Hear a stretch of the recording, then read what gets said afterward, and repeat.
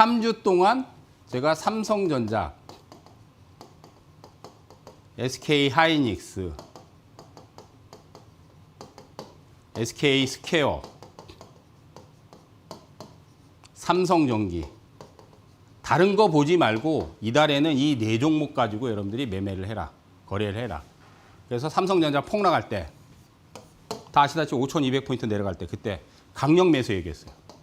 그러면서 30% 넘게 터졌어요. 30%. 그죠? 그리고 저 이제 한번 빠졌잖아요. 그래서 차익 얘기하고 나서 또 다시 재매수 또 시켰어요. 재매수. 근데 사실 어저께도 얘기했어요. 어저께도 삼성전자 매수해라. 오늘 10% 급등했죠. 그죠? 그 다음 하이닉스. 마찬가지야. 하이닉스도 지금 뭐 저점 대비해서 40% 넘게 올라왔어요. 그때 폭락할 때. 한번 팔으라 그랬어요. 팔라 그랬어. 그 다음 SK스퀘어는 두 번 진입시켰어. 2번. 그래서 차익은 다 했어요. 삼성전기 이거 100만 원 내려올 때 강력 매수 얘기했어요. 지금 이제 뭐 한 140만 원대까지 올라왔죠. 그죠? 이것도 지금 한 40%, 삼성전기는 40% 넘어요. 45% 이상 올라왔어요. 이거를 3주 동안 계속 집중적으로 제가 유튜브를 통해서 유튜브,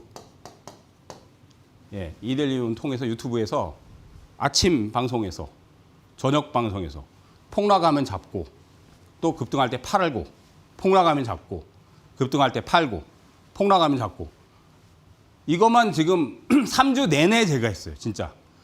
다른 종목 하지 말고. 물론 알테오젠 같은 경우 한 달 전에 이제 제가 분석하면서 계속 얘기한 것도 있지만 이달에는 제가 삼성전자, 하이닉스, 스퀘어, 삼성전기 이 네 종목을 유튜브에서 집중적으로 리딩을 하고 얘기를 하고 분석을 하고 계속 얘기했어요. 차익도 벌써 그러면 재매수까지 해가지고 차익만 한 40%, 50% 했어요. 차익만. 이 종목들 가지고. 대단한 거예요, 여러분들. 개별주가 아니잖아요. 왜냐하면 얘네들이 주도주기 때문에. 얘네들 주도주예요. 이 종목들이 여러분들 거래소 주도주예요. 삼성전자, SK하이닉스. 이거 모르는 사람 없잖아요. 주식하는 분이 삼성전자, SK하이닉스, SK스퀘어, 삼성전기 모르는 사람은 어디 있어요? 다 알지. 근데 주도주란 말이에요. 근데 주도주는 안 바뀌어요. 절대 안 바뀌기 때문에 이 종목들을 폭락할 때 매수하면 급등이 나온단 말이에요. 근데 이제 급등할 때 저항해서 팔아야 돼. 그럼 어디서 팔아야 되느냐? 제가 저번 주에는 7,000포인트 넘은 게만 팔라 그랬어요. 7,000. 7,000 넘어가면 매도해라. 그리고 다시 내려오면 어제 같은 경우 폭락했잖아요. 그죠? 그래서 어제 삼성전자 매수해라 그랬어요. 유튜브에서. 유튜브에서 얘기했어요. 저는 매일매일 아침에 8시 20분 개장 전에 1시간 동안 그런 얘기를 해드립니다. 빠지면 잡아라. 얘기해드리고 저녁 방송에서도 얘기해줘. 저녁 방송 월요일, 화요일, 수요일. 예? 이번 주도 마찬가지 월, 화, 수 다 했어요. 근데 월요일이 이번 주는 이제 휴일이었죠. 월, 화, 수 어쨌든 저녁에 그저께 삼성전자 잡아라. 폭락할 거다. 폭락할 때 잡아라. SK하이닉스 잡아라. 스퀘어 잡아라. 다 얘기했어요. 이번 주에도.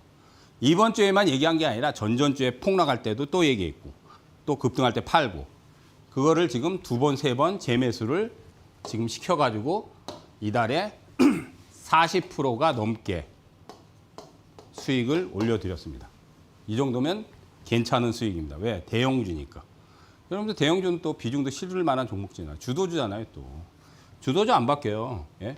그래서 동참하실 분들은 유튜브 이데일리움을 통해서 들어오세요. 채팅도 돼요. 이제 저녁 방송은 채팅이 막혀 있는데 아침 오전 방송은 채팅이 자유롭게 됩니다. 그래서 야, 이번 주에 시장이 어떨 것 같다. 그런 얘기도 해드리고 폭락할 때 매수하십시오. 강력 매수입니다. 그러면 뭘 매수를 해야 되냐. 주도주 삼성전자, 하이닉스, SK스퀘어 폭락할 때 다 얘기해드려요. 다. 그리고 파는 것도 말씀드려. 어디서 팔아야 되냐. 7,000포인트에서 팔아야 돼. 7,000 넘으면 팔아라. 근데 이제 앞으로 이제 한 번 더 파동이 남아 있으니까 그 부분은 이제 조정이 한 번 또 들어올 거예요. 근데 조정은 길지 않아요. 예, 조정이 길지 않습니다. 그러니까 참고하시고 많이들 동참해 주시기 바라겠습니다. 자, 동참하는 방법 고지 보고 이제 또 대장주 어떤 것들을 거래해야 되는가 집중적으로 또 얘기를 해드릴 테니까 끝까지 시청들 하시기 바라겠습니다. 자, 고지 보고 오겠습니다.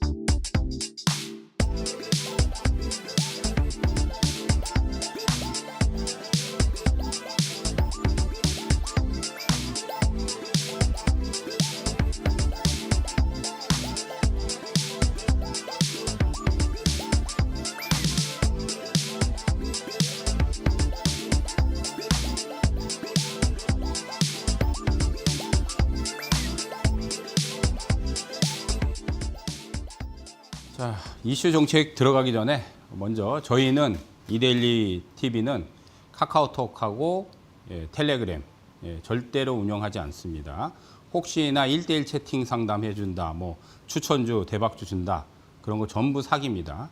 저희는 오로지 이 TV 방송과 홈페이지, 유튜브를 통해서 그쪽에서만 분석해드리고 조언을 드리고 그렇게 해드리니까 다른 뭐 카카오톡, 텔레그램에서 혹시 채팅 들어오거나 김선상 대표 프로필 가짜로 만들어가지고 저 말고도 다른 전문가들 뭐 1대1 여기로 들어와라. 그것도 전부 사기예요. 전부 사기입니다. 조심하시기 바랍니다. 자, 이슈 정책. 이번 주에는 조금 이슈가 있어요. 뭐 이미 나와 있는 이슈 정책들이 있는데 이거는 뭐 저번 주에 이제 이란 협상 실망감. 그러니까 유가가 근데 유가가 지금 안 떨어져요. 지금 여러분들 지금 브렌트유가 한 90달러까지 올라갔고 WTI 기준으로는 이건 84달러. 안 떨어져요. 제가 이제 90달러 정도는 100달러는 아마 못 갈 거라고 보고 90달러는 슈팅이 한번 남아 있어요. 자, 이번 주에는 북미 정상회담 기대감. 뭐 트럼프가 국면 전환용으로 이거는 뭐 제가 얘기 안 해도 상식적으로 다 알죠. 왜? 이제 미국이 이란을 공습하고 나서 지금 벌써 4개월이 넘었어요. 5개월째예요, 5개월째. 5달 이제 피로도가 많이 쌓였어. 무기도 사실 뭐 무기가 바닥나진 않았는데 사실 미사일이라든지 워낙 많이 퍼부었기 때문에 실제로 무기도 상당히 많이 소진이 됐거든요. 몇백 조를 꼬라박고. 근데 트럼프의 지지도는 올라가지 않아요. 오히려 떨어지죠. 예? 그리고 전쟁이 지금 길어지니까 자기가 한 달 내에 끝내겠다고 해놓고 지금 5개월을 끌고 있어요. 그러다 보니까 이제 지지도도 안 올라가지. 11월 달에 중간 선거 있지. 그러니까 시선을 분산시켜야 되니까 김정은이한테 야, 잘 지내고 있지? 러브콜을 지금 보내고 있죠. 그래서 이번 주에 이제 북미 정상회담 기대감. 이 부분 때문에 이제 뭐가 붙었냐? 대북 테마. 대북 테마가 붙었어요. 이게 반짝이죠. 반짝인데 그래도 이제 주목해야 될 부분이 있습니다. 왜냐하면 트럼프는 어쨌든 국면 전환용으로 자꾸 김정은한테 러브콜을 보낼 거고 김정은이가 하답을 할지는 모르겠어요. 만약에 이제 김정은이가 정상회담 예전에 싱가포르에서 만난 것처럼 한번 만납시다 하면 이제 또 붙어요. 그럼 또 붙어요. 대북 테마가. 거기다가 이제 우리 이재명 정부는 대북과의 그 대화를 사실은 상당히 많이 원해요. 문재인 정부 때도 마찬가지로 김정은이를 만났잖아요. 그죠? 그렇기 때문에 요거는 단발성 테마로 끝나긴 했지만 앞으로의 추이를 좀 더 지켜봐야 돼요. 그래서 이제 김정은이 제스처를 어떻게 보냈냐에 따라서 테마가 한 번 더 나올 수도 있습니다. 뭐 물론 이제 뭐 이달 말까지는 좀 제스처를 계속 보내겠죠. 예. 참고하시고요. 자, 전 정권 임기내 환수. 뭐 이재명 대통령이 이제 우리가 전시작전권이라고 그러죠. 전시작전권을 환수해야 된다. 지금 이제 미군이 갖고 있어요. 미군이. 또 우리가 이제 미군이 또 주둔해 있고, 그죠? 우리나라에. 그래서 이제 뭐 억제력을 갖고 있는 거죠. 근데 이제 전시가 발생이 되면 전쟁이 나면 안 되겠지만 전쟁의 작전권은 미국이 갖고 있어요. 미군이 갖고 있어요. 그걸 이제 우리가 환수하려고 그래요. 그러니까 당장은 아니지만 결국 우리가 이제 전자권을 가져와야 되겠죠. 그래서 이재명 대통령이 이제 그런 얘기를 했어요. 근데 이거는 뭐 사실 테마성이 붙을 만한 거는 크게는 없죠. 근데 뭔가 있어요. 왜냐하면 이제 이렇게 되면 우리가 이제 국방비를 앞으로 이제 트럼프는 지금 압박을 한단 말이에요. 방위비 더 내라. 우리는 사실 더 줄 수는 없죠. 우리가 지금 많이 주는데 많이 주는 거예요, 사실. 근데 말도 안 되게 더 요구를 한단 말이에요. 근데 어쨌든 이제 전자권 환수라든지 앞으로도 방위비 증강은 해야 돼요. 방위비 증강. 근데 그런 부분에서 좀 수혜를 받을 수 있는 부분들도 있어요, 사실은. 근데 뭐 시장에서 그렇게 크게 이슈화가 되진 않죠. 오히려 이게 오랜만에 김정은이가 과연 트럼프 만날까? 아니면 우리하고 또 대화 그 수년간 지금 단절돼 있는데 조금 대화 가능성이 있나? 그게 이제 뭐 좀 이슈가 커요, 이게 이슈가 커요. 요거보다는. 자, 이란과 뭐 협상 실랑간 이건 뭐 저번 주에 나왔던 얘기고 네이버 이것도 벌써 3주 됐어요. 3대 주주 된 거 엔비디아. 뭐 이거는 몇 주 전에 다 얘기했던 거고. 자, 3대 메가 프로젝트 그다음 국민성장 2차 프로젝트 뭐 다 이것도 몇 달 전 얘기예요. 근데 자꾸 몇 달 전에 나왔던 얘기들을 왜 여기다가 계속 붙이느냐, 여러분들이. 정책은 이건 정책이에요. 아까는 이슈예요. 예? 이슈와 정책은 달라요. 이슈는 그 주에 좀 핫한 것들이 뉴스거리가 되고 정책은 그 주에 핫한 게 아니야. 장기적인 프로젝트야, 이런 거. 장기적인. 장기적인 프로젝트는 결국은 나중에 돈이 들어간단 말이에요. 돈이. 큰 돈들이 메가 프로젝트 서운안권에 엄청난 수백 조의 돈이 들어가야 돼요. 수백 조에. 그죠? 성장펀드 마찬가지예요. 몇 조에 몇십 조 자금이. 이것도 이제 개발하려면 자금이 많이 들어가야 돼. 국가적인 프로젝트예요. 다 국가적인 프로젝트이기 때문에 돈이 적게는 수조, 많게는 수십 조에서 수백 조가 다 투여되는 거예요. 전부 다. 그러니까 이 정책은 한 번의 단발성이 아니라 길게 가져가는 거예요. 내년까지도 거기에 수혜를 받는 것들은 크게 갈 수 있는 거예요. 물론 이제 시장에 돈이 다시 유입이 돼야 되겠지만 서서히 하반기에 아마 유입이 돼요. 그래서 제가 계속 붙여넣는 거예요. 계속. 예? 그냥 단발성 정책이 아니에요. 자, 이번 주에 이제 한 가지 7대 시드 해가지고 정부에서 뭐냐? 우리가 이제 SMR. 왜냐하면 이제 지금 전력난이 뭐 여름에 우리가 사실 뭐 전력이 부족하거나 그러진 않지만은 이제 앞으로 메가 프로젝트 하면 반도체 산단을 크게 지어야 되거든. 그러면 신재생 가지고도 사실 모자라요. 그러니까 이제 소형 원자로. 그다음 이제 양자암호.